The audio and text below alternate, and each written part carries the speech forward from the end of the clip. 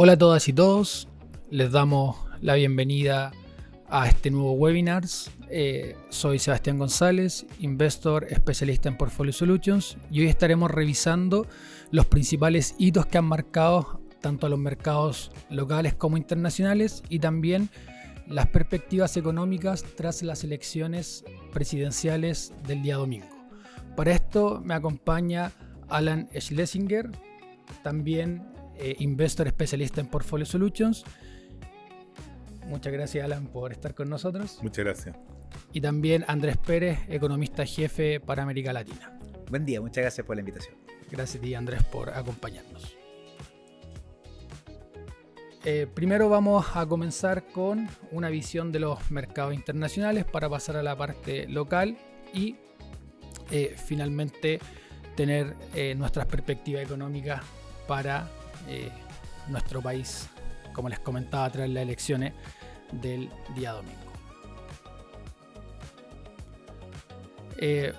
Comentarles que ha sido un año favorable para las distintas clases de activos. Hemos tenido retornos muy atractivos tanto en los instrumentos de renta variable como de renta fija, a pesar de que no ha sido un año exento de volatilidades. Hemos tenido bastantes hitos que han impactado a los mercados, algunos de ellos que se han ido atenuando con el paso de los meses y otros que probablemente van a seguir siendo temas de discusión durante 2026.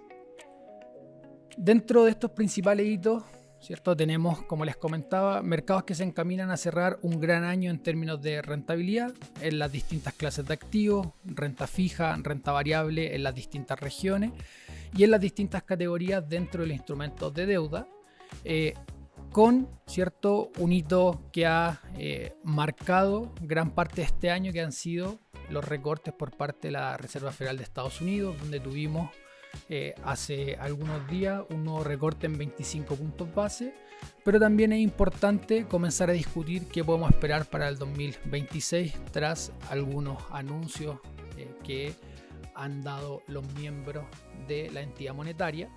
Por otro lado, estos avances dentro de lo que ha sido el mercado accionario, principalmente en Estados Unidos, han llevado a que las valorizaciones de los principales índices bursátiles se encuentren en niveles bastante exigentes en medio, ¿cierto?, de esta incertidumbre y de la alta inversión por inteligencia artificial que continúan realizando sobre todo las principales compañías, aquellas que lideran el mercado. ¿Seba? ¿Sí? ¿No te parece un poco preocupante que hemos tenido ya, este es el tercer año con retornos excepcionales sobre todo en la bolsa americana? Tuvimos el 23 sobre 20%, el 24 sobre 20%, este año estamos llegando al 20% y en general parece que es un poco elevada la rentabilidad. ¿Tú crees que podemos mantener un nivel de utilidades y de rentabilidades tan alto? Sí, bueno, vamos a profundizar sobre algunos de estos temas, pero en general no hemos visto un cambio dentro de los fundamentales. Seguimos teniendo muy buenos resultados corporativos, las perspectivas también siguen siendo bastante favorables para los próximos trimestres y en el ámbito macroeconómico también hemos tenido revisión al alza de las expectativas de crecimiento, lo cual es uno de los factores relevantes para seguir viendo buenos retornos y buenos desempeños en los activos de renta variable. Así que bueno, por ese lado podríamos seguir teniendo un 2026 favorable para las distintas clases de activos. Y bueno, dentro de lo que es el ámbito local tenemos una inflación que continúa con su camino hacia el 3%, una actividad económica que ha obtenido resultados positivos y que también hay perspectivas de tener revisión al alza. Y el tema que nos convoca y el principal tema que discutiremos es la elección de José Antonio Kast como el próximo presidente de nuestro país con una amplia mayoría. Si pasamos un poco al detalle de estos hitos que le he ido mencionando, tenemos los retornos durante el año, retornos acumulados para los principales índices, todos medidos en dólares salvo el IPSA, que lo vemos en moneda local. Y claramente los mercados latinoamericanos han sido aquellos que han liderado la carrera durante este año, con retornos por sobre el 50%. Retornos bastante atractivos, pensando en un inicio de año donde quizás los mercados latinoamericanos no tenían perspectivas tan atractivas y se han visto favorecidos, ¿cierto? Por todo el entorno económico, esa mejora en los aranceles, también, ¿cierto? Mejores perspectivas desde China, también los movimientos que hemos visto a nivel del dólar, a nivel internacional, y la menor incertidumbre política ha sido de los principales impulsores de estos mercados, seguido por Europa, Asia emergente y Japón, que también exhiben retornos bastante favorables y, como tú bien comentabas, Alan, quizás algo más rezagado respecto al resto de la región este año. Estados Unidos con retornos cercanos al 18%, pero ya acumulando retornos, ¿cierto?, durante los 3 últimos años cercano al 20%. Si es que este año logra terminar sobre el 20% en términos de rentabilidad, sería desde 1929 la segunda oportunidad donde veríamos 3 años consecutivos con retornos por sobre el 20%. Así que en ese sentido, en general, hemos tenido un año muy positivo, mirándolo quizás de extremo a extremo, ¿cierto? Desde inicio de año hasta finales del año, pero vemos que estas rentabilidades han recorrido un camino que ha estado lleno de bastante volatilidad, sobre todo, ¿cierto?, tras esas correcciones que vimos a principios de abril, tras el anuncio de los aranceles por parte del presidente de Estados Unidos, Donald Trump. ¿Y tú crees que Latinoamérica, el excepcional desempeño que ha tenido, principalmente porque estaba muy barato, porque las compañías efectivamente lo han logrado hacer muy bien, o es porque hay como un viento de derecha en general en la región donde hemos tenido elecciones más positivas y eso el mercado lo ve como que en un futuro va a eventualmente afectar positivamente las empresas? ¿Tú cuál crees que es el factor más relevante en lo que estamos viendo en este desempeño? En general creo que se han conjugado todos estos factores para ver este buen desempeño, ¿sí?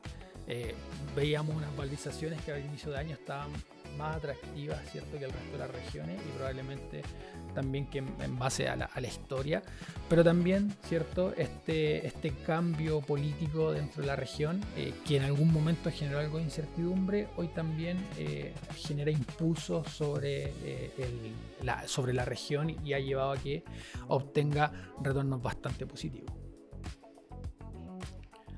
Ahora, si pasamos a lo que han sido los mercados de deuda, también ha sido un año bastante atractivo. Vemos, ¿cierto?, categorías como high yield y bonos de mercado emergente rentando por sobre el 10%, 11,3% y 10,6% respectivamente. Vemos también ahí, ¿cierto?, un índice de renta fija internacional, Global Aggregate, con una rentabilidad cercana al 7,7%. Y lo que ha sido la renta fija local, medido a través de un índice de Risamérica corporativo invertible con retornos en torno al 6,2%. Así que en general seguimos, ¿cierto?, respaldando esta visión de que ha sido un año positivo, quizá un año donde ha sido muy relevante la diversificación dentro de los portafolios, ¿sí? Creo que este año nos hace nuevamente ese llamado a mantener portafolios que sean bien diversificados, que estén bien estructurados y que estén alineados, por supuesto, con los niveles de tolerancia al riesgo que estamos dispuestos a soportar, pero también con las metas y objetivos que tenemos como inversionistas. Ahora bien, si es que pasamos al ámbito más de datos, ¿cierto?, al ámbito más macroeconómico, el seco de los mercados continúa con cautela. Hemos visto un deterioro en el sentimiento del consumidor y también en algunos indicadores de confianza, pero los índices de incertidumbre y también de volatilidad han vuelto a niveles, ¿cierto?, incluso niveles más bajos que lo que vimos tras el día de la liberación. Y eso da cuenta, ¿cierto?, de un mayor entusiasmo por parte de los inversionistas por tomar activos de más riesgo, ¿sí? Están nuevamente volviendo a confiar en el mercado, en las instituciones, ¿cierto? Y eso también ha impulsado a que las distintas clases de activos vayan teniendo mejores rentabilidades durante la última parte de este 2025. Pero es importante, ¿cierto?, considerar que todavía hay riesgos presentes dentro del mercado, y por eso el mercado todavía no se aventura definitivamente, sino que lo va tomando con más cautela, pero también importante la evolución, ¿cierto?, de estos distintos indicadores, y también, por supuesto, de las tasas que han tenido, a pesar de que han exhibido volatilidad que es típica de las tasas de interés, han tenido una trayectoria a la baja, y eso da cuenta, ¿cierto?, de esa menor incertidumbre que hay en el mercado a nivel global. Por otro lado, también los indicadores han mostrado una mejora. Vemos que las probabilidades de recesión continúan cayendo en los últimos 12 meses. Vuelven a terreno mucho más estable, niveles que son, ¿cierto?, o que acostumbramos a ver en periodos, en términos más generales, cuando no tenemos tanta incertidumbre, ¿cierto?, o eventos que afectan al mercado que podrían tener impacto sobre la actividad económica. Y también las expectativas de crecimiento para el próximo año han sido revisadas al alza para las distintas economías, ya sea para Estados Unidos, para China, ¿cierto?, o también para el mundo como un todo. Así que por ese lado también son buenas señales, buenos indicadores que finalmente van respaldando esta visión más constructiva sobre el mercado, y sobre todo sobre las distintas clases de activos y aquellos activos con más riesgo. Ahora bien, como les mencionaba, no todo han sido noticias favorables. Un año que ha estado marcado por bastantes hitos, y dentro de ellos tuvimos, ¿cierto?, el cierre de gobierno más largo de la historia en Estados Unidos, lo cual trajo como consecuencia pérdida dentro de algunos datos, ¿cierto?, la postergación de algunos de ellos, y datos relevantes que finalmente ayudan a que los inversionistas puedan calibrar sus expectativas de cara al futuro. Dentro de ellos tuvimos, ¿cierto?, el informe de empleo de octubre, que fue cancelado, o sea, básicamente no habrá datos de octubre, y, ¿cierto?, esperamos que el informe de noviembre recoja algo de este dato que no se llegó a publicar. Una situación similar vivimos con la inflación, donde en 2 días más vamos a tener el IPC de noviembre, el cual va a recoger también parte de lo que fue el cambio en los precios en el mes de octubre. Básicamente tendremos esa incorporación del dato en los datos de noviembre. Y en términos de Producto Interno Bruto, de actividad económica, el dato fue reagendado, pasa del 30 de octubre al 23 de diciembre, y solo tendremos una estimación, ¿cierto? Sabemos que en Estados Unidos tenemos estimaciones del Producto Interno Bruto. En esta ocasión vamos a tener finalmente la estimación definitiva, lo cual ha dejado con menor disponibilidad de datos a las distintas instituciones, ¿cierto?, y también a los inversionistas para ir tomando sus decisiones. Y bajo eso tuvimos, ¿cierto?, una Reserva Federal que toma la decisión de recortar la tasa política monetaria en 25 puntos base, la lleva al rango del 3,5-3,75%, ante esa ausencia de datos relevantes para cumplir con su mandato, datos de inflación y datos del mercado laboral. Lo llamativo, o quizás más interesante de esta reunión, es que, al igual como lo hacen de forma trimestral, publicaron sus proyecciones para los próximos años. Y en estas proyecciones tuvimos para 2025 una revisión al alza del Producto Interno Bruto bastante leve, pasa de 1,6 a 1,7%, una tasa de desempleo que se mantiene constante, pero una revisión a la baja para la inflación, o el Core PCE, que es aquella métrica inflacionaria que la Reserva Federal sigue con mayor atención. Lo más importante es que para 2026 esa revisión de los datos son mucho más favorables, tanto en términos de actividad económica como en términos de inflación. Una inflación que esperan se ubique en 2,5% para el 2026, aún cierto, algo lejos de ese 2% objetivo, pero dentro del rango del 2% más menos 1. ¿ya? Y eso da cuenta finalmente que la Reserva Federal lo que está haciendo es equilibrar los riesgos de sus dos mandatos, como les comentaba, el control inflacionario y por otro lado, ¿cierto?, la maximización del empleo o la estabilidad del mercado laboral. ¿Qué es lo que esperamos hacia adelante? Si es que miramos el mercado espera 2 recortes en 25 puntos base durante 2026. Lo que son las proyecciones del equipo económico hasta hace algunos días atrás no esperaba recortes. Ahora conversando, ¿cierto?, antes de esta instancia con Andrés, nos comentaba que probablemente van a hacer una revisión de esas proyecciones. Ahí él lo podrá detallar más adelante. Y dentro de lo que es el dot plot, este famoso, ¿cierto?, gráfico de puntos que entrega la Fed trimestralmente, si vamos a la mediana de las estimaciones, se espera un recorte aproximadamente de tasa durante 2026. Por lo cual, ¿cierto?, deberíamos esperar por el momento entre 1 o 2 recortes, lo cual da cuenta de una Fed que va a tomar una postura más moderada, más cauta. Sí ha mostrado más flexibilidad, pero recordemos que durante el año ya ha realizado varios recortes de 25 puntos base con el objetivo de mantener la estabilidad dentro del mercado laboral.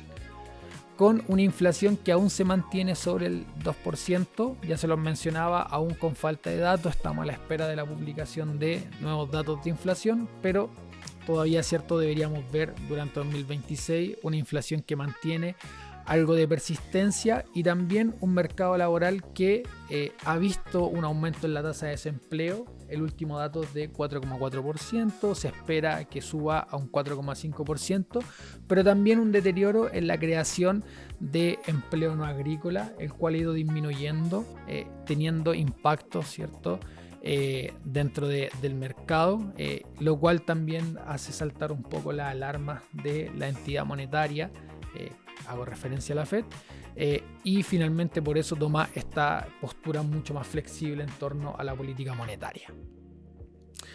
Y acá lo que conversábamos, efectivamente las valorizaciones son exigentes en Estados Unidos, pero lo importante es que los fundamentos o los fundamentales lo respaldan. El crecimiento de utilidades ha sido fuerte, crecimiento sobre los 2 dígitos, retorno, ¿cierto?, proveniente de los earnings, y también hemos visto sostenibilidad de las utilidades, lo cual nuevamente, ¿cierto?, da cuenta de esa buena salud corporativa en Estados Unidos y le da respaldo a estos avances ya cercano al 20% que hemos tenido durante los 3 últimos años en el S&P 500.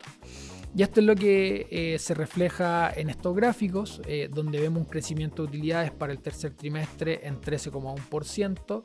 Ya tenemos, ¿cierto?, 4 trimestres con crecimiento sobre los 2 dígitos, crecimiento bastante atractivo, y lo interesante es que las proyecciones para los próximos trimestres, salvo la del cuarto trimestre de 2025, siguen manteniéndose por sobre los 2 dígitos, y eso da cuenta finalmente que las compañías están creciendo, que las compañías están, ¿cierto?, obteniendo resultados de esas inversiones que han ido realizando, y lo podemos ver también en el gráfico de la derecha, provenientes del sector tecnología, bueno, hay sector financiero, utility o sector industrial que también son bastante atractivos, pero como ya sabemos, sector tecnológico es aquel que se ha robado la película durante los últimos trimestres, sobre todo desde este boom de la inteligencia artificial, donde las compañías han puesto gran parte, ¿cierto?, o han hecho bastantes inversiones para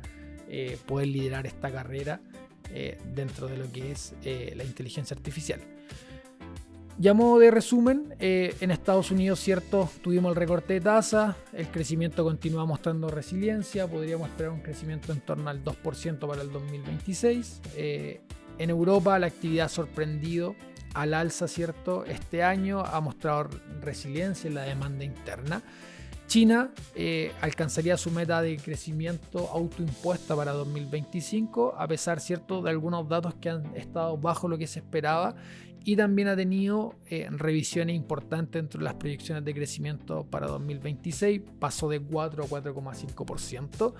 Y en LATAM, cierto, no hemos tenido muchos cambios dentro de las proyecciones de crecimiento, pero hemos tenido revisiones que se revisan a la baja en Chile, México, Perú, pero sí al alza en Colombia, y también los escenarios políticos inyectan algo de incertidumbre en la región, pero hemos visto que el panorama ha ido siendo cada vez más favorable. Por lo cual, cierto, hemos tenido un ámbito económico que ha sido favorable y debería seguir siendo favorable para las distintas clases de activos. Bueno, yo les voy a contar un poco de qué es lo que ha pasado en Chile. En general, el IMASEC, que es un indicador de la actividad económica, es como el producto, el PIB, pero una medida que se ve más seguida. Ha tenido buen desempeño dentro del esperado. El último dato fue 2,2 y la evolución estuvimos en agosto, quizás estuvo un poquito bajo, y en febrero, pero en general hemos tenido un año que ha sido bastante razonable y dentro de lo esperado en general. El tema de la tasa, hoy día en la tarde tenemos decisión del Banco Central de Chile respecto de si es que va o no va a bajar la tasa. Nosotros esperamos que la baje hoy día y que tengamos en el 2026 al menos una baja más. Lo que sí, a mí le quería preguntar, de hecho, a Andrés, ¿qué opina él?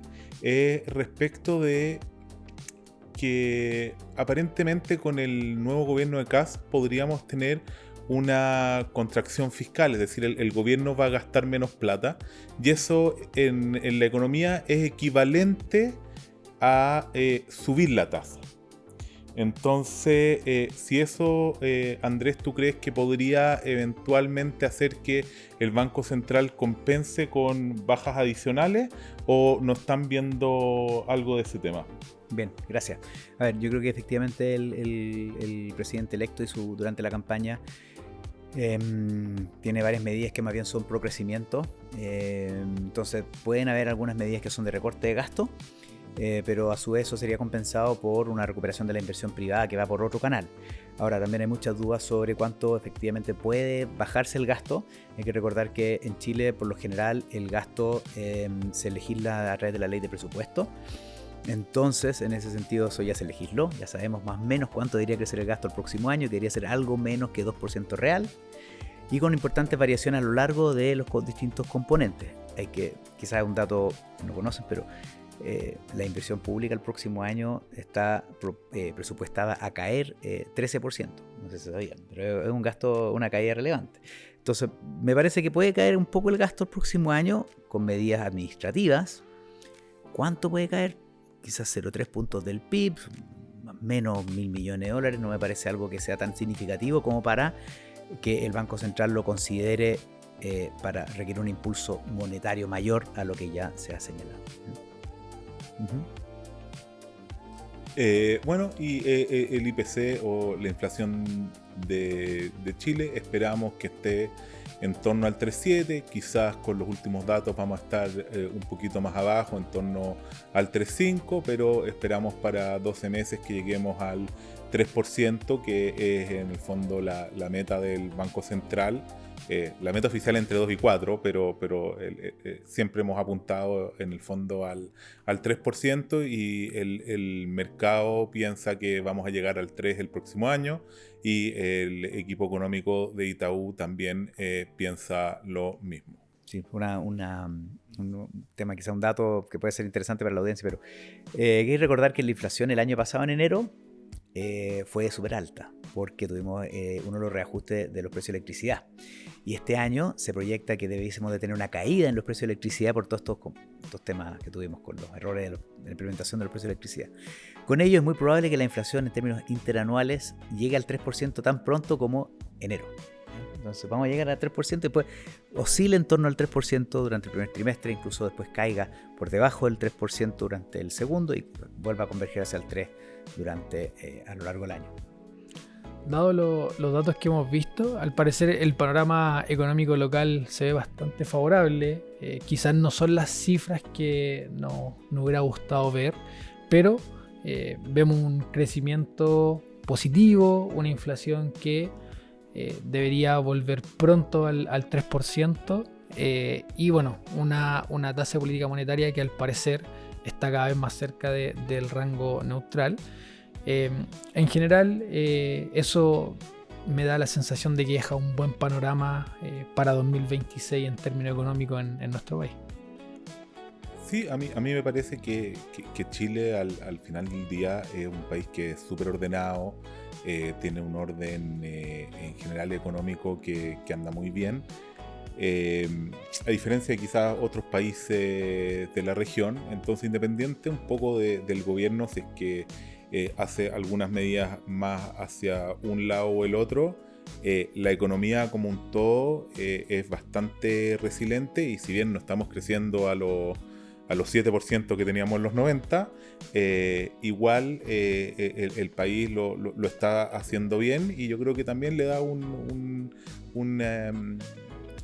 espacio para que el próximo gobierno pueda hacer cosas, porque cuando uno está en crisis y las cosas están descontroladas, evidentemente es más difícil que si es que estamos en un ámbito normal.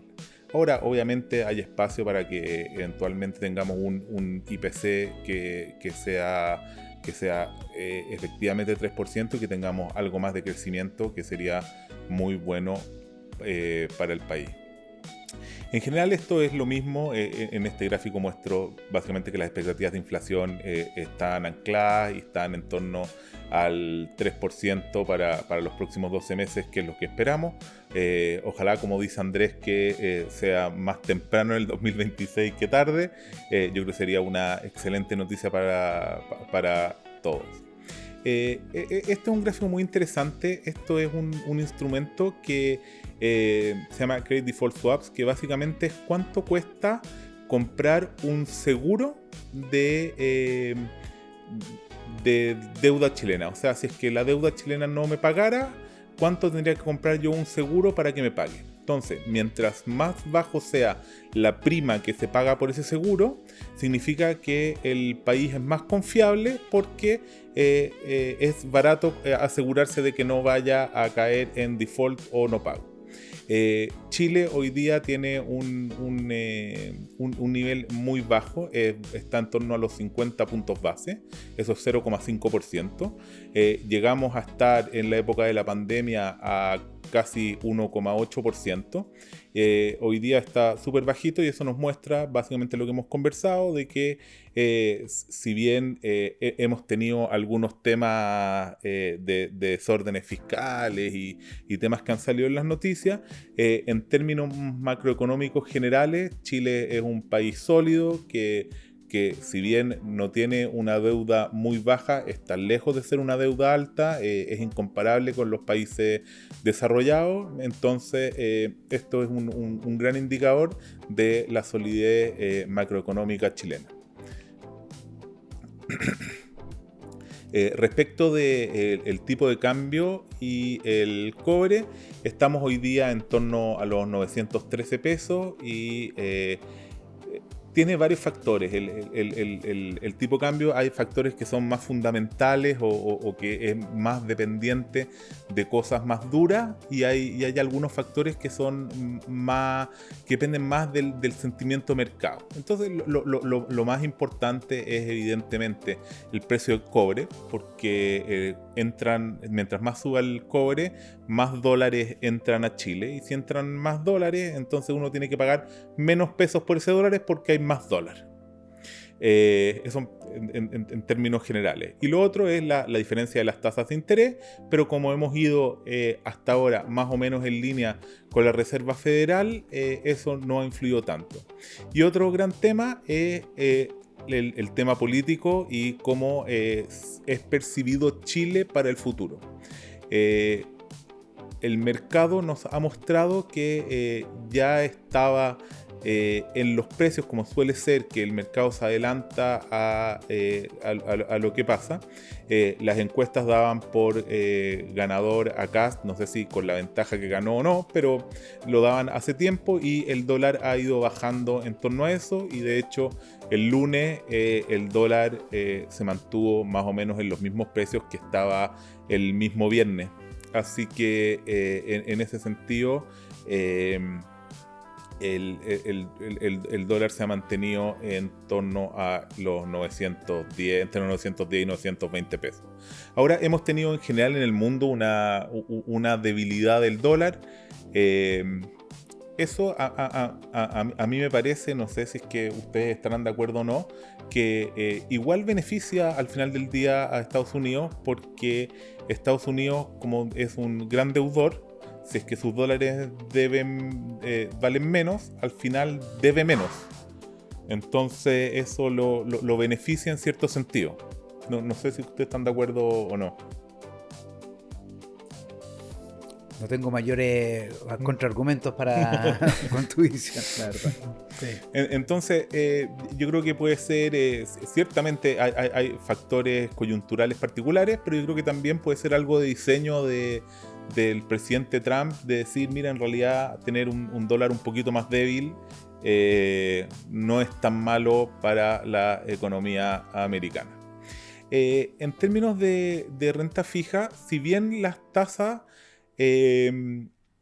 están relativamente atractivas, el spread es la diferencia entre lo que te paga un bono de gobierno, que el bono de gobierno siempre te paga porque al final del día ellos tienen una máquina que imprime billetes, entonces siempre te pueden imprimir más billetes y pagarte, y lo que te paga una empresa, que es en el fondo cuánto es el riesgo extra que uno toma o el premio extra que te paga esa empresa para recibir esos intereses.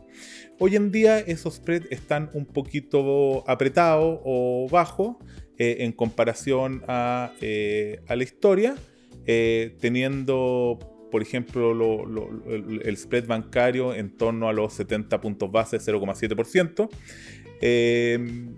Y los bonos en UF quizás están un poquito más atractivos, en torno al 3%, pero si es que vamos a tener sorpresas inflacionarias bajas, podría ser que eventualmente no sean los ganadores. Más allá de cuál es el precio particular, yo creo que lo más importante siempre es, de acuerdo a los objetivos de inversión que tiene la persona, ver los temas más a largo plazo y buscar una cartera que se comporte en el mediano plazo de acuerdo a los objetivos que tiene cada uno en sus inversiones. A nosotros lo que más nos gusta hoy día son los bonos ligados a inflación, entre 3 y 5 años básicamente, que son bonos ni muy largos ni muy cortos, pero nos parece que en esa parte de la curva tenemos las tasas más atractivas. Quiero aprovechar de recordarles que estamos llegando a fin de año y hasta el 31 de diciembre se pueden hacer aportes de APB que tienen un beneficio tributario que es sumamente conveniente para las personas. Y que tener cuidado de que no se nos pasen las fechas, porque después de eso ya queda para el próximo año. Entonces hay que aprovechar de hacerlo en estos momentos. Respecto de renta variable o de las acciones, el IPSA, como vimos al principio, como nos comentó Sebastián, ha rentado en torno a un 50% en el año. Y si bien está un poquito más caro, no nos parece que esté... lo que pasó es que estaba muy barato el IPSA.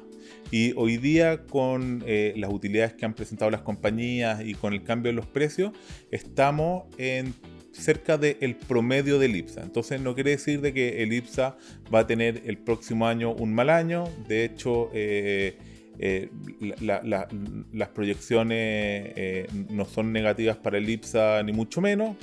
No creo que lleguemos nuevamente a un 50%, pero sí podríamos tener un desempeño positivo, y obviamente hay algunas acciones que tienen más potencial que otras, pero nuevamente va a depender de cada portafolio particular, qué es lo que se ajusta mejor al perfil de riesgo y al riesgo de que tienen el resto de las empresas que tiene adentro. Entonces, a modo de resumen, en términos de actividad estamos bien. El IMASEC, que era este indicador de actividad, ha sido bueno y le ha ido bien. La inflación está un poquito alta este año, pero ya está bajando fuertemente. Hemos tenido sorpresas a la baja. Esperamos que a principios del 2026 podamos nuevamente anclarnos al 3%.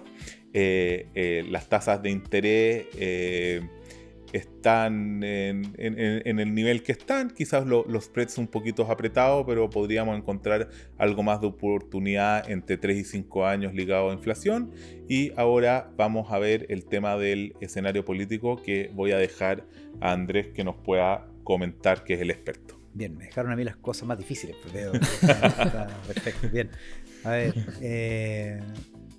bueno, acá estamos llegando al verano, por cierto, entonces quise anticipar aquello con esta linda imagen. En fin, vamos, ya, a ver. Ya, oye, mira, en relación a la política, esto ya es algo majadero, pero también hay que incluirlo por completitud, ¿cierto? O sea, los resultados, recordar acá los resultados, esto viene directamente desde un Holster, que es un proveedor de datos, de análisis de datos. Cast obtiene 58,2% sobre 41,8% que obtuvo la candidata de oficialista, en línea con las principales encuestas, yo diría, así que chapeau para ellas, que yo creo que lo hicieron bastante bien. Sin sorpresa, eso yo creo que es lo que es importante recordarlo, porque no, de hecho, y quizás la reacción de los precios activos ayer fue acotada, considerando que bueno, no hubo gran sorpresa en el resultado, ¿ya? De nuevo, en relación a, vamos viendo los mapitas de Chile continental, vemos que bueno, CAS gana en prácticamente todas las comunas. Hay algunas rojitas ahí que son justamente donde ganó Jara. Hubo harta duda sobre el impacto del llamado en candidato de primera vuelta Franco Parisi a votar blanco nulo.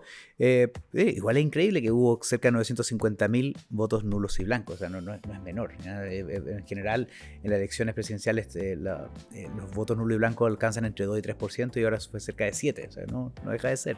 Y de hecho estuvo concentrado esa participación en las comunas del norte, que ustedes pueden ver al lado derecho. Esas más negritas, más gris, son justamente aquellas donde hubo mayor votos nulos o blancos, que obedecen también justamente a aquellas comunas, donde Franco Parisi tuvo su mayor participación. En fin, con esto hay que recordar que bueno, el presidente electo entra al Congreso, entra al Poder Ejecutivo el 11 de marzo con una votación importante, donde tuvo un respaldo a lo largo del país.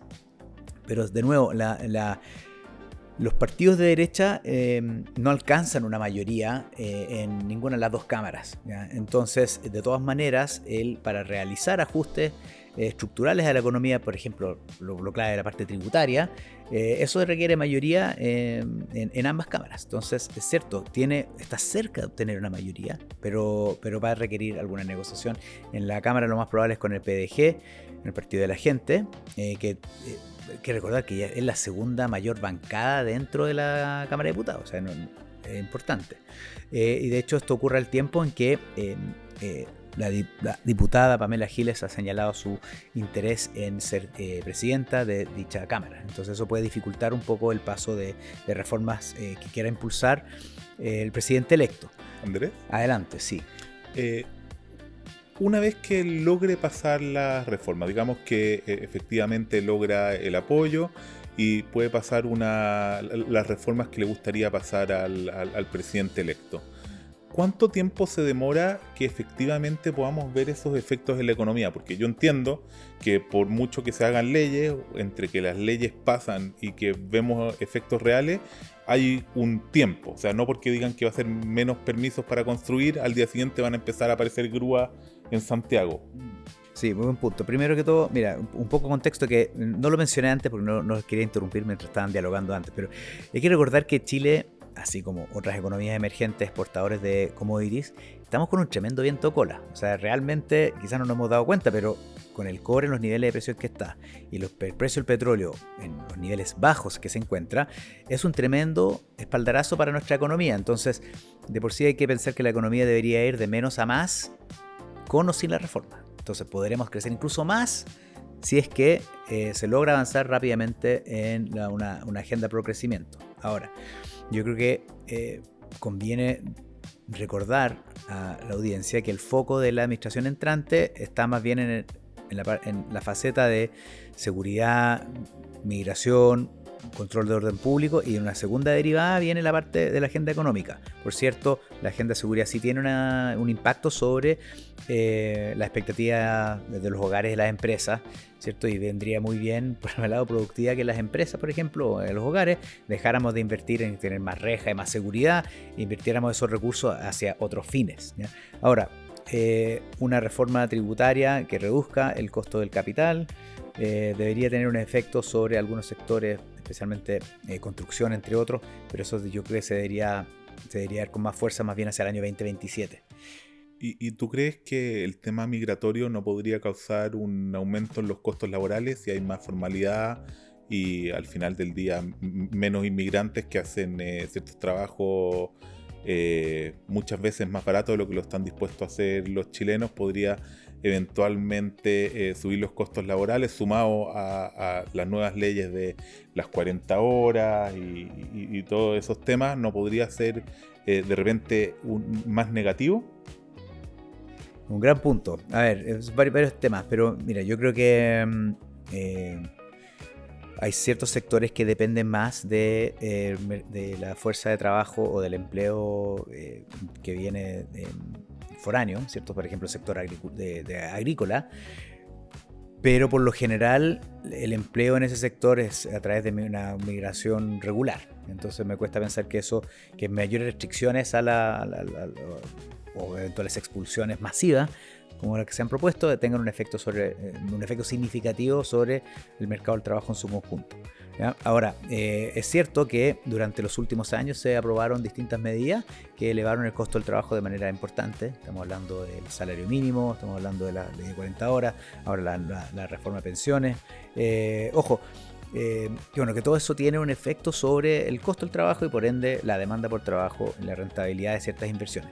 No quiero hacer un juicio de valor sobre si es que esas medidas valen la pena o no, si eran positivas o negativas, simplemente que efectivamente, como en todo en economía, las medidas tienen costo y beneficio, y lo más probable es que el impacto de esas medidas ralentice una recuperación del mercado del trabajo en el año venidero. Entonces el mercado del trabajo debería tener una tasa de desempleo en torno a 8,3-8,4% en promedio durante el próximo año, en la parte alta todavía del rango natural considerado para nuestra economía. Bien.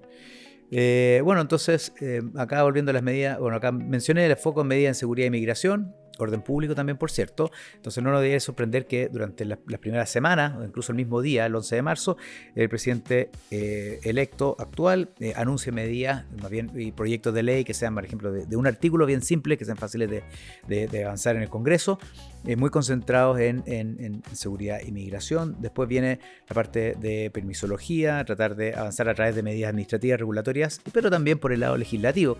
Y de nuevo, yo creo que eso va a requerir cierta muñeca política. Yo creo que es buena noticia que alguien con experiencia negociando proyectos de ley y otras cosas en el Congreso, tal como Claudio Alvarado, si él eventualmente tiene ese cargo de ministro secretario general de la presidencia, yo creo que sería bien favorable para el avance de su agenda.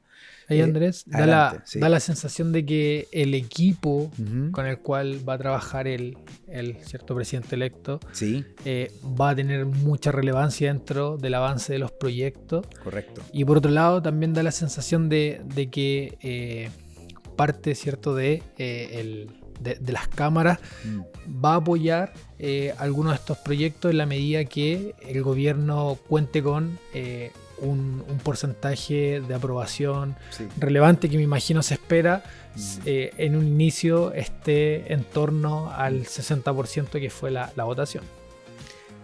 Bueno, a ver, los partidos de derecha en su conjunto tienen menos del 50% en ambas cámaras, ¿ya? Yo creo que hay harto, entre comillas, voto prestado que se vio en reflejado en la elección del último domingo.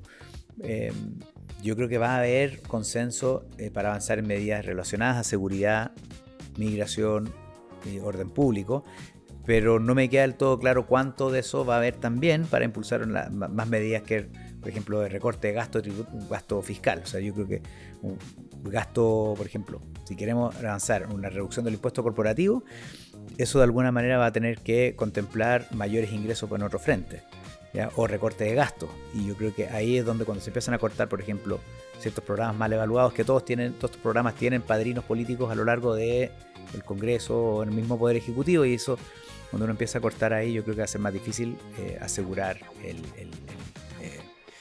el apoyo, ¿ya?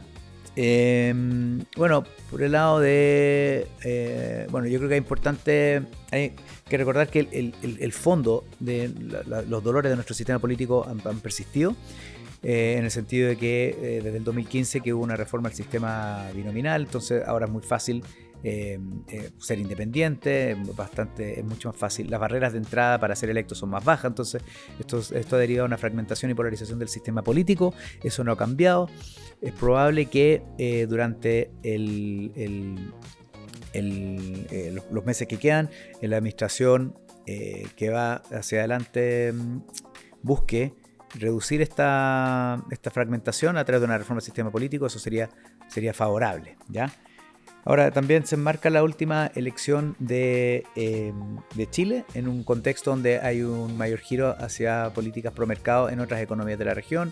El gráfico está a su mapa, más bien al lado derecho, viene directamente desde una publicación del presidente de Argentina, Javier Milei, que muestra cómo actualmente hay aquellas economías que están con un color azul, son justamente aquellas que tienen una política más de pro mercado, entre comillas. También acá el presidente Milei los caracterizó como de derecha, pero bueno, hay dudas sobre cómo van a quedar los acentos hacia el mercado en economías importantes en la región, tales como Brasil, que realiza elecciones en octubre, y también en Colombia y en Perú, ¿ya? Por cierto. Ahora, yo creo que hay buenos argumentos para señalar que la región debiese seguir siéndose beneficiada por buenos términos de intercambio, buenas perspectivas de inversión por parte de mayor interés de Estados Unidos, ¿ya? Y por cierto, si es que la región en su conjunto empieza a avanzar más rápido en medidas pro mercado que facilitan la inversión, eso es un mayor viento de cola para crecimiento, inversión, empleo, y por cierto se vería reflejado en tipo de cambio, por ejemplo, el cual nosotros tenemos una proyección que debería seguir apreciándose desde los niveles actuales, llegando hacia 8.80 para fines del próximo año, pero incluso creemos que puede llegar a ese nivel antes, ¿ya? Especialmente considerando los importantes niveles de precio del cobre, como antes mencionaba Alan, ¿ya? ¿Sí? ¿Sigo? Bueno, sigo ya.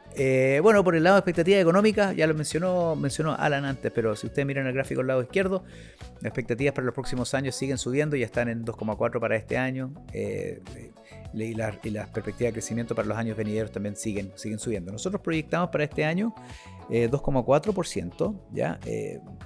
Lo curioso ha sido que la minería, que esperábamos que iba a crecer más fuerte este año, al final terminó siendo más débil. Pero ahí tuvimos algunos choques transitorios, ¿cierto? Por ejemplo, que ocurrieron en el Teniente, que eso debería revertirse. Mira, Chile, pasando como el punto de vista estructural, Chile es una economía que hoy día es una máquina que crece en torno a 2%. Es un auto que antes íbamos más rápido, ahora está el 2%. Deberíamos pasar a crecer en la medida en que se vaya avanzando, en medida que reduzcan la permisología, reduzcan la discreción en los procesos de aprobación de proyectos de inversión de gran escala. Podríamos aspirar a crecer más. Para este año tenemos 2,4, el año siguiente es muy probable que revisemos al alza la proyección hacia una tasa de crecimiento similar. Pero más allá de eso, me parece que tenemos que ver que se avancen en la reforma. No nos atrevemos a decir que vamos a crecer 4% como aspira la campaña, hasta que efectivamente veamos que se avancen en la reforma. Pero yo creo que ese es el norte, ¿ya? Y Andrés, ¿tú crees que si es que efectivamente se realizan las reformas sumado a este viento de cola con cobre y petróleo en niveles favorables, podemos llegar al 4% o excede el potencial de la economía chilena? Bueno, yo creo que podemos crecer al 4%, no el próximo año, quizás el año 27 o el año 28, pero es muy probable que creciendo esas tasas de crecimiento, es muy probable que las tasas de interés, la tasa de política monetaria tenga que ir subiendo para asegurar que ese mayor crecimiento no sea acompañado de presiones de demanda y presiones inflacionarias, ¿ya? Pero yo creo que medidas, más bien reformas estructurales de oferta que amplíen nuestra capacidad productiva pueden permitirnos crecer a tasas más altas, tales como entre 3 y 4% de una manera sostenida, evitando que se incuben desequilibrios macro. ¿Y a ti cuál te parece que sería la reforma más importante o más clave para poder llegar? Yo sé que es un conjunto de cosas de la economía, pero ¿cuáles son una o dos medidas que uno dice, chuta, si es que hacemos esto, realmente vamos encaminados de manera correcta? Mira, por el lado de actividad, yo creo que la clave va a ser asegurar que avancemos más rápido en reducir la permisología, ¿ya? En parte ya se ha avanzado durante esta administración con la aprobación de la ley de permisos sectoriales, pero por cierto eso se tiene que aterrizar ahora. Son más de 30 reglamentos que se tienen que evacuar, ¿ya? Entonces me imagino que la administración entrante ya tiene borradores de esos reglamentos para llegar el primer día y mandarlo a la Contraloría para toma de razón. Eso es un punto. Pero quizás a mediano plazo, yo creo que lo importante es que logremos ajustar nuestro sistema político con las medidas que reduzcan la fragmentación y polarización. Eso no depende tanto de la administración entrante, sino más bien de la voluntad del querido Congreso en avanzar en ello, ¿ya? Y después, bueno, yo creo que lo importante, se nos olvidó, mira, la economía debería crecer en la medida en que no se le metan manos. O sea, esto es claro, o sea, reducir la incertidumbre, mantener niveles de incertidumbre política económica bajos es muy importante. Quizás el hecho de que no tenemos elecciones en Chile hasta julio del año 2028, ¿ya? 2 años y medio sin elecciones, eso debería reducir el apetito del Congreso en avanzar en medidas que sean más de gasto, medidas entre comillas populistas. Eso facilita, le debería facilitar la vida a la administración entrante. Recordar que venimos un periodo de 14 elecciones en Chile del año 2020. Ahora vamos a tener 2 años y medio de, entre comillas, más calma.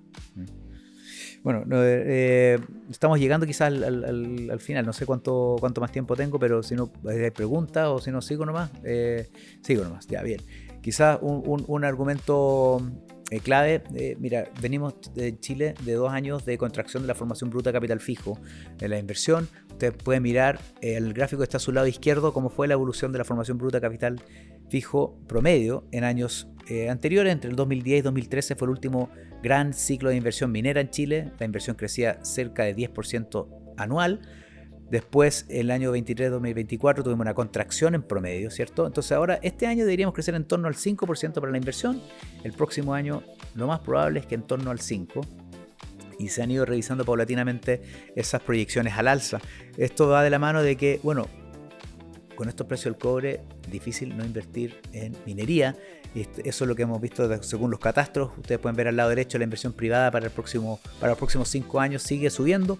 Estamos en torno a 63.000 millones de dólares, algo por debajo de lo que señala el Cochil con su último catastro para los próximos 10 años. Entonces, yo creo que tenemos vientos favorables, vientos de cola.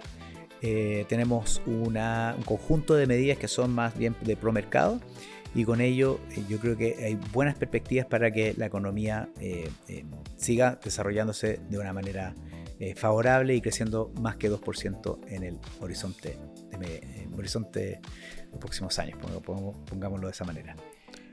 Andrés, acá, Sí, si es que se van destrabando algunos permisos, Sí. eso debería tener impacto sobre la inversión, debería llamar nuevos capitales, inversiones que lleguen, por ejemplo, del extranjero, o dado este contexto más favorable que tenemos. Mira, yo creo que es difícil, siendo inversionista, yo creo que es difícil avanzar si es que uno no tiene claro cuál va a ser el horizonte en el cual uno va a tener los retornos, ¿cierto? O sea, si uno no sabe cuándo te van a aprobar un proyecto, es muy difícil avanzar con mucha convicción. Y yo creo que en la medida en que se vayan reduciendo los plazos y teniendo más certeza de aquello, yo creo que se debería avanzar más rápido. Hay un sesgo importante en minería, energía, se supone que hay un plan importante en términos de concesiones de obras públicas. Yo creo que eso se debería beneficiar de avances rápidos no sé, quiero decirlo de una manera elegante, pero hay una burocracia administrativa que quizás se ha ido perpetuando. y eso hay que ajustarlo. No quiero decir eliminarlo, pero hay que ajustarlo para asegurar que no sea una traba para la inversión en el sector real. Bien, bueno, son las 10, entonces no sé si con qué puedo terminar. A ver, bueno, acá, a ver, disculpen, esto voy avanzando. Bueno, en relación a la decisión de esta tarde, el Banco Central a las 6 de la tarde va a comunicar su decisión de política monetaria. Hay que recordar que en Chile llegamos con la tasa de política monetaria hasta el 11.25, estamos con la tasa al 4.75, estamos al 5% en diciembre del año pasado, entonces ya como que el Banco Central ya hizo gran parte de la pega. Entonces ahora simplemente un ajuste menor a este gran ciclo que hemos hecho, esperamos que baje la tasa 25 puntos base hacia 4.5. Yo creo que van a señalizar de que puede haber algún ajuste adicional más el próximo año, pero de nuevo no deberíamos esperar grandes cosas, o sea, más ajustes en ese ámbito. Y si es que la economía, si es que estamos en un escenario donde la inflación está controlada, llegando al 3% en enero, el PIB creciendo más que 2,5% para los próximos años, bueno, quizás es un argumento más para decir, mira, hasta acá nomás llegamos en reducciones de tasa. Pero es muy probable que discutan al menos uno más para el próximo año. Lo dejo ahí porque no quiero pasarme más más tiempo. Sí, ahí tenemos una pregunta en el chat. Dice, hay algunas, me imagino que es acciones de IPSA que han subido muchísimo, como LAN, ILC, Falabella, pero hay otras que no han subido como Sonda o Nelam. ¿Qué se espera de las acciones más rezagadas y de las más despegadas o las que han tenido un mayor avance? Sí, yo creo que más que ver acciones particulares, que lo puede ver cada uno con su asesor, los temas particulares, porque depende mucho de la cartera como está constituida, porque cada acción tiene ciertos riesgos particulares respecto del mercado en el que operan. Como mencioné, en general nosotros vemos que a IPSA todavía le queda fuerza, que probablemente vamos a tener un 2026 positivo. No va a ser nuevamente 50%, digamos, uno nunca sabe, pero lo más probable es que no sea nuevamente 50%, pero que sí podríamos tener un IPSA positivo y efectivamente hay algunas compañías que todavía tienen espacio para subir, y las compañías que han subido más, de repente algunas puede ser que estén un poco más caras que otras que no han subido, pero evidentemente hay que verlo caso a caso.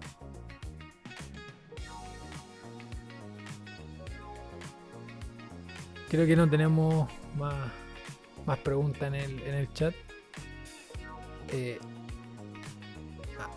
Preguntan si hay algún análisis con respecto a hipotecarios. Mira, yo creo que las tasas largas en Chile están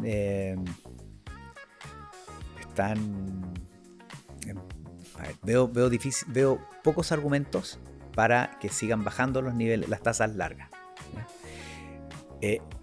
Eventualmente, si es que el presidente electo implementa medidas de recorte de gasto y que reduzcan el déficit fiscal de manera más rápida, eventualmente ahí podría una presión adicional para bajar las tasas largas, que son relevantes para los créditos hipotecarios.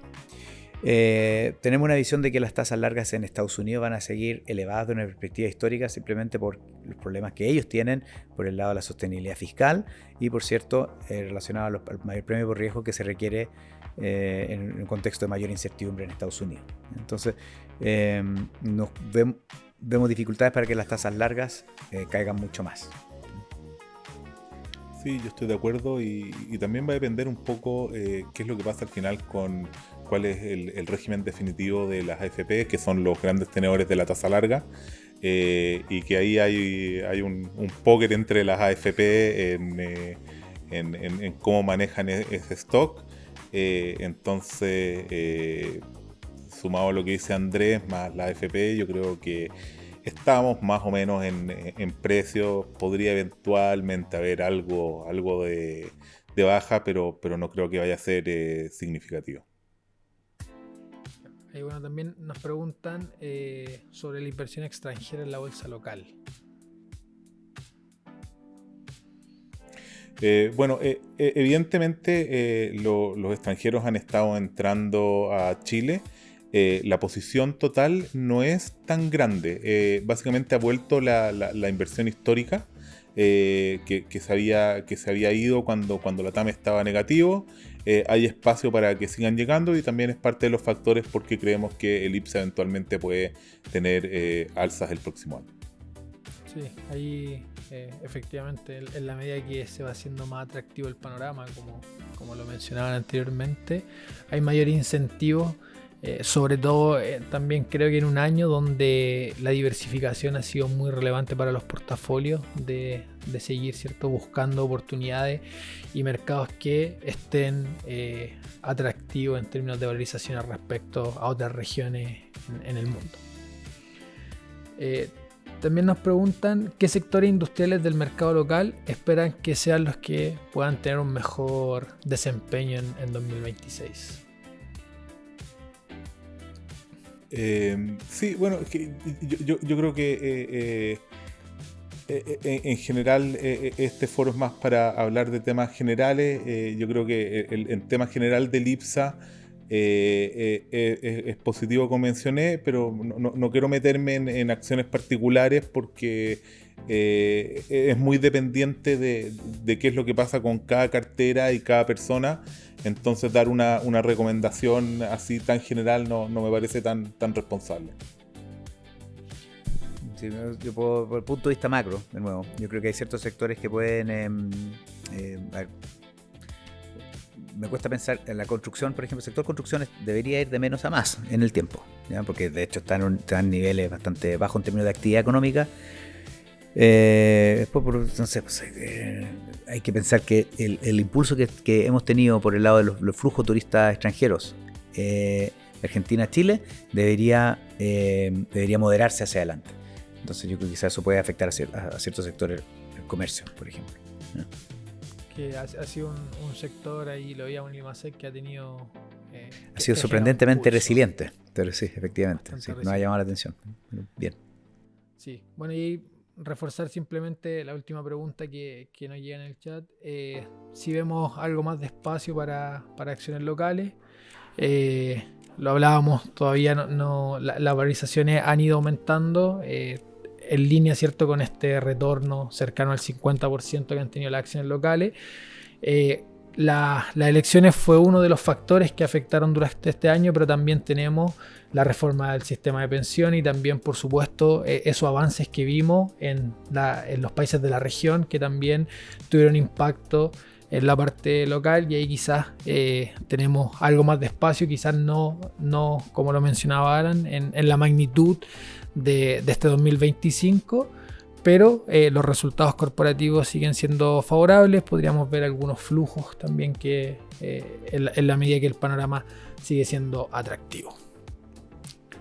Así que bueno, ya habiéndonos pasado algunos minutos, les queremos dar las gracias a todos por su tiempo, por acompañarnos en esta instancia y a lo largo de todo este 2025. Las gracias también a Alan y Andrés por estar participando hoy con nosotros. Muchas gracias a ustedes por la invitación. Gracias.